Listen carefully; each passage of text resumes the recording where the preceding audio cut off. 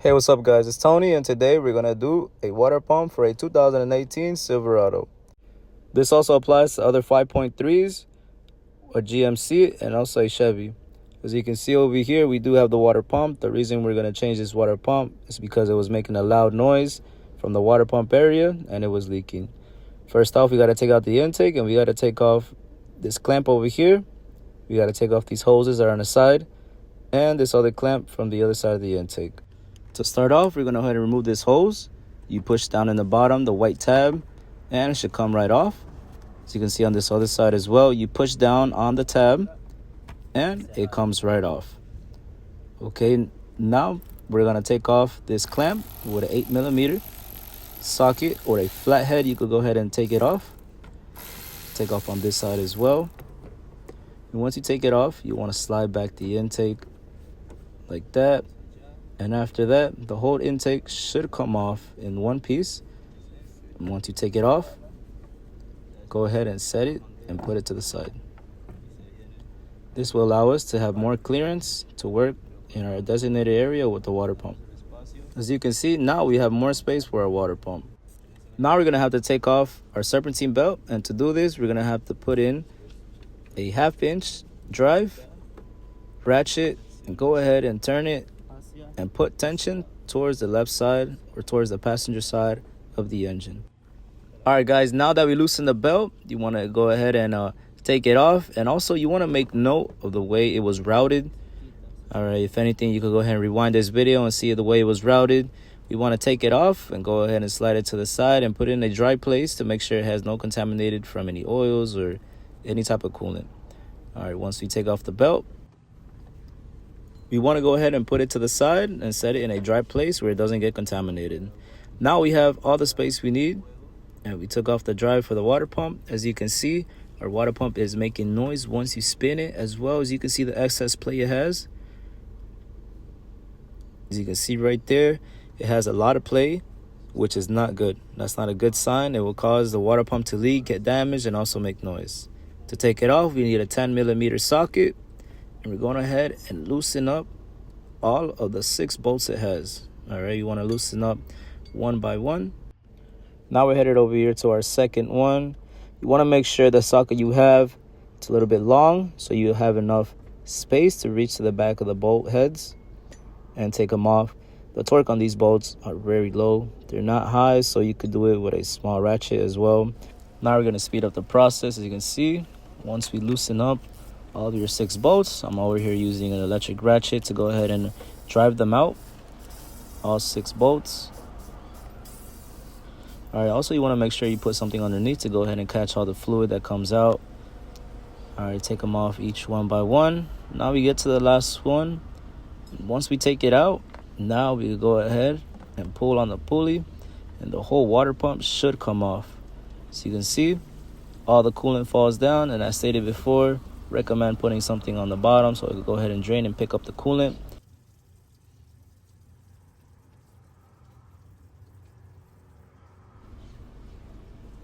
All right, as we can see over here, we're going to go ahead and inspect our water pump. This is our water pump. Simple and easy to go ahead and take it out. We inspect it, and we want to make sure we take off our gasket. And we want to make sure our gasket is not left behind in the housing. It's a small little metal gasket. This gasket only goes one way. Also has a little tiny dimple to go ahead and place it correctly. And more later on, I'm going to show you how to go ahead and install it. We're going to need a new gasket and a new water pump. What I always like to do is go ahead and compare the new water pump to the old water pump to go ahead and make sure it's identical. As you can see, we're comparing it in the front. In the front, it looks the same. And we're going to flip it over, look at the back. In the back, it also looks the same. As you can see in the old water pump on the left, you can see the wear that it has from when the bearing went out on the pulley. All right, so we got our new water pump and our gasket. Stated before, it's a metal gasket, only goes one way. Want to make sure it goes lined up properly to the dimple that it has right there.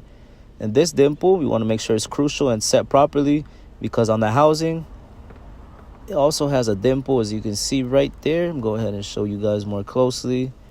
There's like a little tiny nipple sticking out. You want to make sure it sits on that so the water pump sits perfectly. All right, also you want to make sure that we clean the surface of the housing where the water pump lays on. You can go ahead and find a dry towel or some paper from that's lint free. Dry it, clean it up. Make sure the old gasket is not stuck on there as well. And make sure everything is clean. Once you have all that clean, go ahead and set the water pump.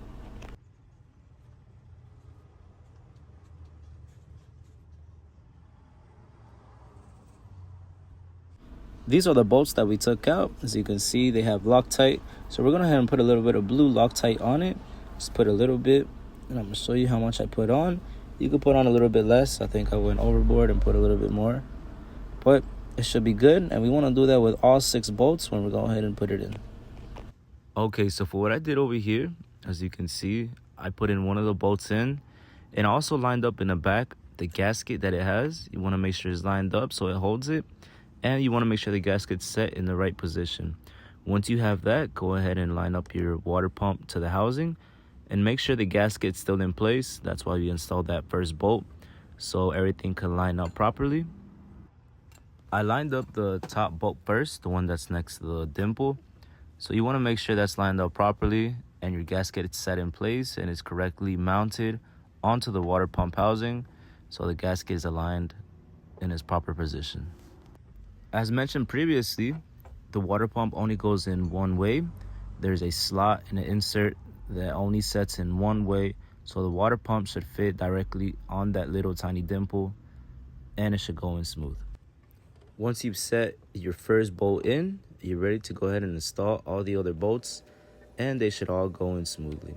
It is very important to take your time and install all the bolts properly. You want to make sure you don't cross thread them, and you want to add Loctite to all 6 of them. All right, take your time. Make sure you don't drop any of the bolts. If you do, it's always handy to carry a magnet and pick it up. As you can see, I did drop one earlier, so I picked it up with a magnet. And if you have a flashlight, go ahead and shine the back of the water pump. You want to make sure your gasket is aligned properly, and you can see it once you insert all of the bolts. If the bolts don't go in smoothly and some of the holes are not aligning, it's possibly your gasket has shifted and you want to go ahead and take it off and readjust it. Other than that, if you have your gasket aligned properly, all the bolts should go in and you should have no problem.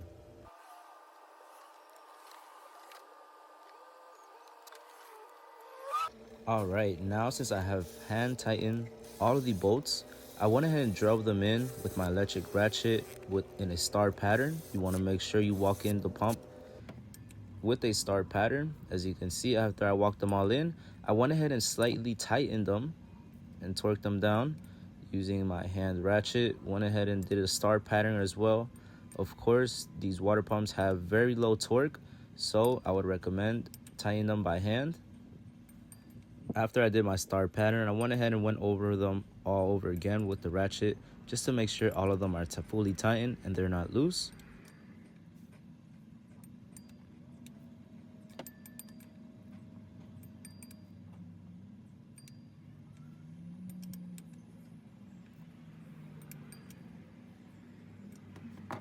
All right, now that we assured all of our bolts for our water pump are properly tight, let's go ahead and open up our coolant reservoir, and we're going to add some coolant. So for the coolant that I'm going to use for this water pump job, it is some pre-stone coolant. Went ahead and bought this in AutoZone. It is a GM recommended coolant, and this one is fully concentrate. That's the coolant that I like to use. Go ahead and add some coolant inside. You want to make sure it is Dexcool coolant, which is the recommended one for this vehicle. All right, now you'll notice when you're adding the coolant, it will slowly drain down. So you want to go ahead and keep an eye on it to make sure you're properly filling it. Now, once we filled it up and we see the level does not drop anymore, what I like to do is go ahead and grab and squeeze up the upper radiator hose. The reason I'm squeezing it because I want the coolant to circulate throughout the hoses, and you want to take out as much as air pockets that you have.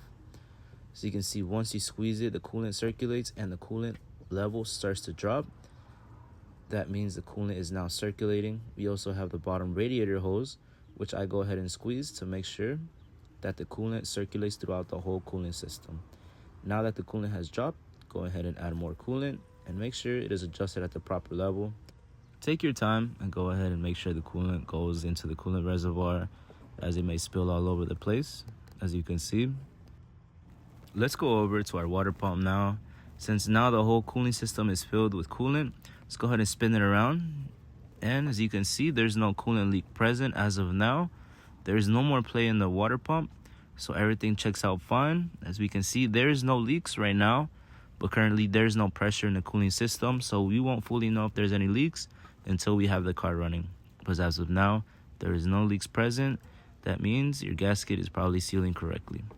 All right, let's go ahead and grab our serpentine belt. We want to go ahead and reinstall it onto our engine.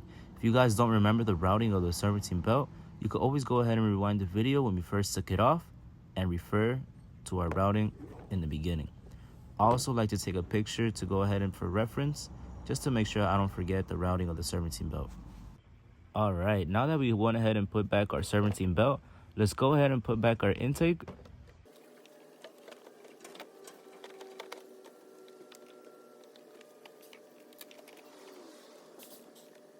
Now we want to make sure our clamps are secured properly. All right, now that we fully installed our intake, you want to go ahead and turn on the car and inspect our water pump area. As we can see, we have no leaks. If we have no leaks, that is very good. Now we want to make sure our coolant reservoir is still open to go ahead and bleed out all the air. It is very crucial for this part. After you bleed everything out, everything is good. All right, hope this video helped you out. Please give it a thumbs up and subscribe if this video helped you out. I'll be posting more videos soon.